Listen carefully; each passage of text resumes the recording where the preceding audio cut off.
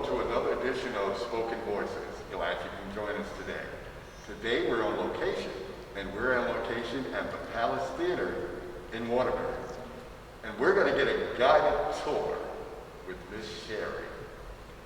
And so I'm going to leave it to you. You're going to take it away. All right. And we're going to show how great this place is. Thank you very much. All right. And I'd like to welcome you on this virtual tour, or actually not a virtual tour, but a tour right on your own cable access system, the Spectrum system. I want to tell you a little bit about the Palace Theater. My name is Sherry Marcucci, and I'm the Public Relations and Marketing Officer here at the Palace. And excited to tell you that we have just received word that we can reopen with some smaller activities, one of which is our highly popular tours of the theater. And people love this tour. They're beginning in October, and so far the October one's already been sold out, but they're monthly, so go to our website, PalaceTheaterCT.org, and you can find out all about them. So, the Palace Theater in Waterbury, how did it come to be? Well, in 1922, it opened to great fanfare, and it was under the auspices of a theatrical impresario of the day, Sylvester Z. Poli, who was an Italian immigrant. He had worked in Madame Tussauds Wax Museum in Europe, and he had a flair for the theatrical, and he had a desire to bring these beautiful buildings to life to present live entertainment. Mr. Poli actually had several theaters, and one already in existence in Waterbury before he built his masterpiece here, the Poli's Palace, as it was called in 1922 when it opened in January.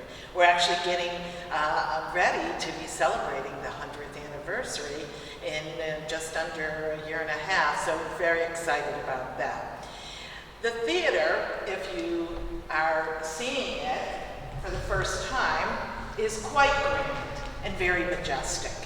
And it was purposely created in a myriad of architectural styles, from Rogan and Co. It started out as a vaudeville house, revival, everything's over the top. It is gorgeous, and in live entertainment, all the greats have played the Palace Theater in Waterbury. Everyone from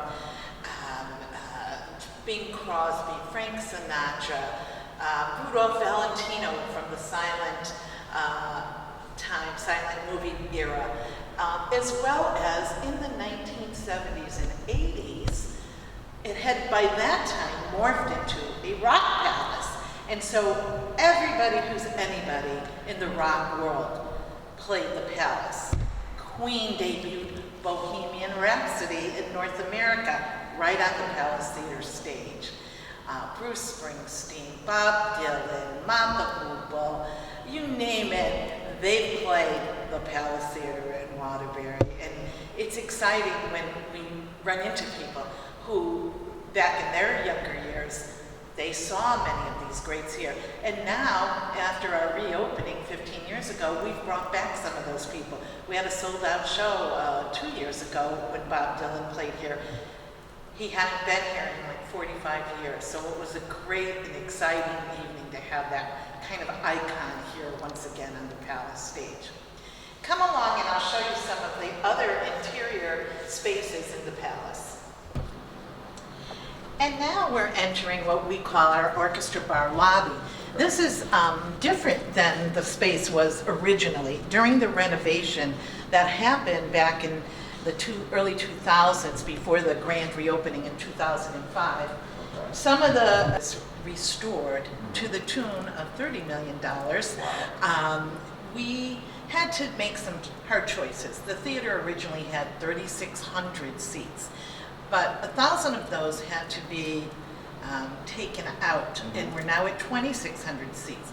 The reason we sacrificed those seats is because we needed to create the amenities you see here, a bar and concierge type service that today's audience members expect when they go out to live entertainment. Right. So we have a beautiful area here where people can enjoy a refreshment and before and during intermission, before the show and during intermission. You'll notice some of the motif in here if you look around. Right up here, particularly, you see the eagle. That was, of course, a symbol of patriotism. Of course. And during the time that this theater was created, that certainly was a big theme. So you see it incorporated into architectural elements. I also just want to direct your attention to this marvelous ceiling in this area of the theater. It's spectacular. And they have the crystal chandelier, of course, just as we did in the grand foyer. And all of that during the restoration, Nate, you see there's gold leaf. Yes. That was all done by hand. Wow. It's just the master piece that this is, and the artistry that is inside this building. I mean, you don't see that anymore. Certainly, you know, the decision to restore this building was a wonderful gift to the city of Waterbury and the surrounding communities. I would assume that a lot of people probably think you can only find this in Broadway. That's You know so that? true. And in fact, and I'm biased, of course, this venue really outshines a lot of what you see today in New York. And, you know, we're just very fortunate that to have a theater of this magnitude right in the middle of Connecticut. I mean, there's other wonderful venues as well, but I don't know that there's so many as splendid and majestic as the Palace. This is really unique, and it's really, you can tell because the history seems to seep. Absolutely. Through And the you know, wall. so many people say that.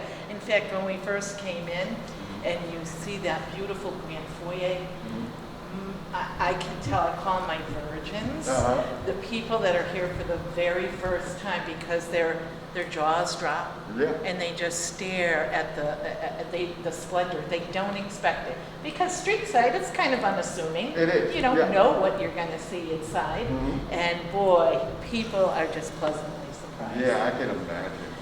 Because they're saying Waterbury. I mean, my God. Well, and you know what? I think I want to say this. Waterbury has a lot of wonderful assets. Right. And we are working on being more upfront about promoting those assets, not just the Palace, of course, but we have many other cultural assets as well as a lot of other things that make Waterbury a viable city today. And unique. So now we're going to enter into the theater proper itself.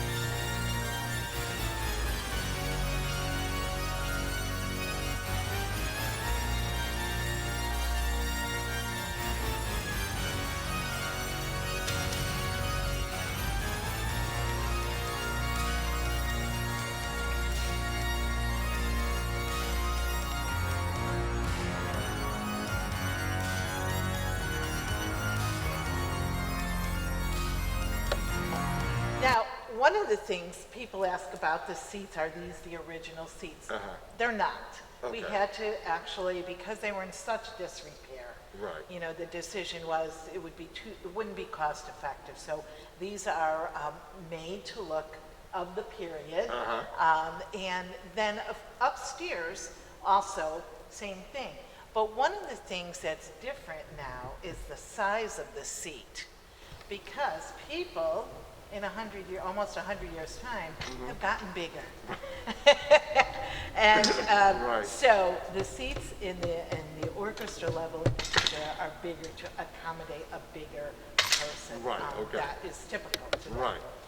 Also, I wanted to point out, people are fascinated by the theater boxes, and you'll see them on the sides. Yes. Well, people think that is the best seat in the house. It isn't. Okay. Now, the thing is, those boxes were built in theaters for a reason, however.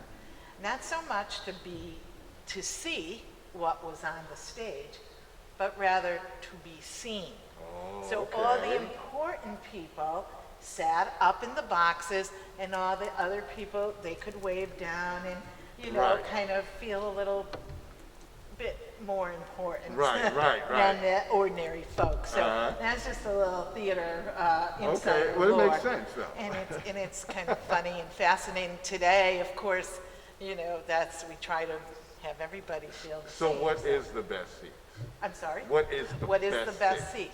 That is actually up in the mezzanine. Oh, okay. So upstairs, because right now we're in the orchestra level. Right. And we have what we call right here the lower orchestra. And then at the mid-break, there's the upper orchestra. But Right. upstairs is actually the mezzanine. Okay. And right in the front of the mezzanine, the first several rows, those are the best seats. Oh, okay. That's where you get the bird's eye view. See, I'll remember that next time I go to the Yes, theater. you will. Everybody wants those seats. I know it is. It's probably hard to get. Anyway, Oh, so my goodness. I think what we're going to do at this point is take you for a tour of the stage itself. Okay, great. And maybe even get a look at the stage door. Okay, All right. good. To it. Yeah, it's huge. And the ghost light, that's important. That's a theatrical. Yes, I've always seen those things, even in movies. Yes. And there's a story about the ghost light. You never Okay. extinguish the ghost light. Okay. Some people say there's a supernatural reason. Other people say it's just because the show will always go on, and particularly. What with- did you tell us when we interviewed you, though? There was something you said about, it was almost, not ghosts, but it was something about the theater where the past performances are always there, and I can't remember exactly the phrase you used. Well, there's some people say there's a ghost here. Uh-huh.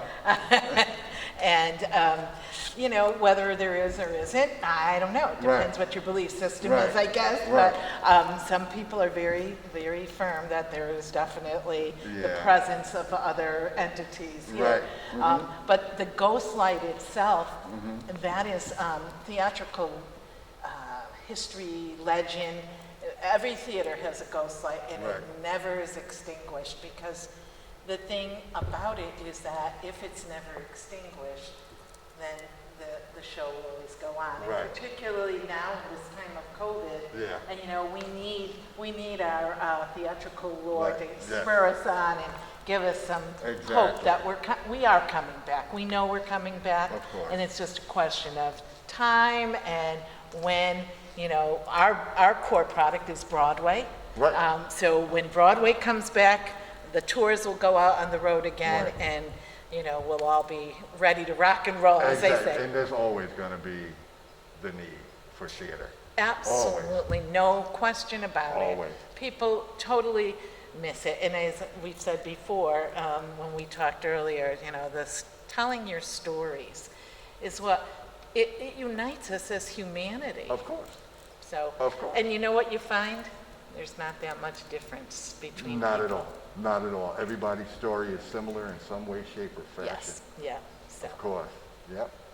This is very interesting. Oh my God, it's so cute. To get the tours of touring Broadway, that by this point in time were big productions. They came with tractor trailer loads, 17 tractor trailer loads for some of the big blockbuster shows like Right. Les Miserables, Miss Saigon. So you needed a stage that could accommodate not only the set pieces on stage, but in the wings, Right. and being able to bring them in easily. So when the restoration process was taking place, that's one of the things, they bumped out the back wall, the original back wall, Okay. to add to the depth. And to Frank Tavera's credit, we were able to bring in, even in season one, the first big show, and it's a big show, Miss Saigon, Okay. because of those set pieces, the helicopter and whatnot. Right. We also were able to present, 3 years ago now, Phantom of the Opera. Okay. And that, let me tell you, when those trucks rolled into town with the Phantom, you know, on the sides of them, Right. branded, it was so thrilling. And one of the pictures I recall that we put up on our Facebook account when Phantom was here,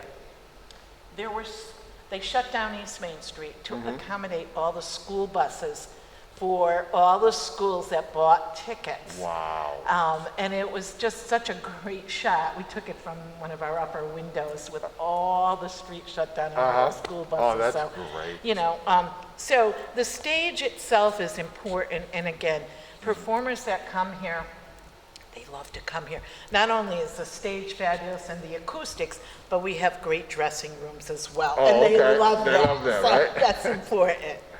Wow. I don't know. Maybe because I'm in the theater. Maybe because I'm in the theater, every time you say something, something clicks in my head. I'm thinking of you that stay Caesar, some fool going, walk this way. And everybody started walking.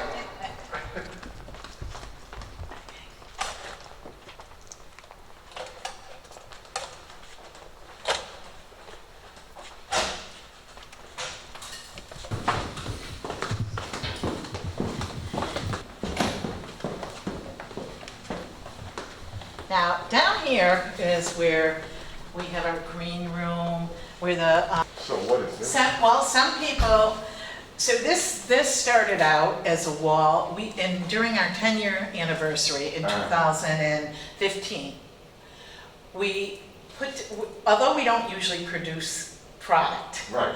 for that occasion, we put together, with the help of one of our local program managers from a theater and personality, Tom Shute, who many know, we produced a musical called Headlines and Headliners. So they were local people, some with a lot with entertainment or, you know, had done community theater, which we don't normally do. Right. But anyway, they signed this wall. Oh, okay. And some people who were in that cast from Waterbury originally, actually Broadway stars, one who starred in Hairspray, Marissa Peary on Broadway, and Tracy Beezer, who just left the cast of Frozen. You see up here, the magician, the late Harry Anderson, Okay. who was also a sitcom star. Night Court was the show he was known for. So that's where some of those names are. But if you come down this way, and we're going to go downstairs and show you something very special in a bit. Yeah, it's open. Yay. These are the star dressing rooms. Oh, okay. So, is that going to stay open? I don't know. Anyway, let me just. And my behind is in the same chair that somebody famous was in. Tony Bennett sit here. Oh my God. Yeah, so it's pretty cool. That is cool. And if you really want to feel special, Oh, look at that. Look at that. So you're a star. I'm a star. You're a star. From New York. Who would have thought it? Who would have thunk it? See, That you is so thought cool. you were just doing cable access. Well, this could be the start of something big. This is it. This is it. Don't let me start singing. That is great. That is.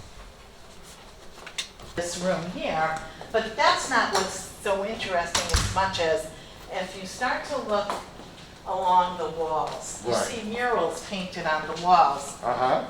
Peter Pan with Kathy Rigby, Jekyll and Hyde National Tour, Broadway Cares, Broadway with Love rather, I'm sorry, Yeah. Broadway with Love, Shen Yun. Also, And so you keep Tower of walking down Power. here, you see Right. Mamma Mia, A Gentleman's Guide to Love and Murder, Annie, Rent, Hairspray, and it goes on and on. Jersey Boys. Yes. And what this is all represents, all these murals painted on our walls, it's a tradition, a theatrical tradition of road shows, Right. national touring shows. Because when they are here for their tours, Right. this is their work. Okay. The cast and the crew, and they put their logos, and then they all sign it. So Yeah. some people who are now big stars are probably, their signatures, I'm sure, are on these walls. That is great. I Yeah. actually see behind, over here, the Bronx Tale. Because we had Bronx Tale here last season, at the beginning of our season, and Chaz Palminteri, and we're so excited because when we reopen fully and we launch our next season, we have Chaz Palminteri's one-man show Okay. with him playing all the parts that it's his show. It's He his show, created yeah. it. He's gonna be here, and we're so over the moon about Oh, that. my So, goodness. Yeah, I can't we're imagine. excited. So I that's, can't yeah. imagine. So this is our kind of wall of fame, if you will, with all the different shows, going back 15 years, and you see them all over. Yeah. Phantom of the Opera's over there, White Christmas, Sound of Music. I mean, there's so many. So It is. we've had actually a wonderful 15 years. That's And great. been able to present some wonderful titles, bring it right here to not only Waterbury, but the state of Connecticut, but course. certainly the greater Waterbury surrounding Yes. communities. And people, they're always discovering the Palace Theater, like, Yeah. oh my God, I love this place. What a Right. great place to see a show. Easy to get to, off Route 8 That's or right. 84, Forward, yep. safe. We have escorted parking from the parking garage. We have wonderful police presence from our police force Yep. in Waterbury, and so it's really a wonderful, wonderful experience. And I'd be remiss if I didn't mention our wonderful volunteers who help usher and give tours and make people feel so welcome. I feel like that's a hallmark of what we have that differentiates us. We are so welcoming here at the Palace Theater. That is so great. Oh, that was fun. Wasn't it? It's interesting to me. It's so, And believe me, that was very. We just ended. No, I got off. I have to get on a call, but I want to say hello. well, hey, how you How are you? doing? Good to see you. Nice to meet you. How are you? Are you on the camera? You got to. Well, that ends our tour of the Palace Theater here in Waterbury, Connecticut. And as always, we tell you, man makes plans, God smiles. Please take care of yourselves, and please join us again on another episode of Spoken Voices. Oh, wear your mask.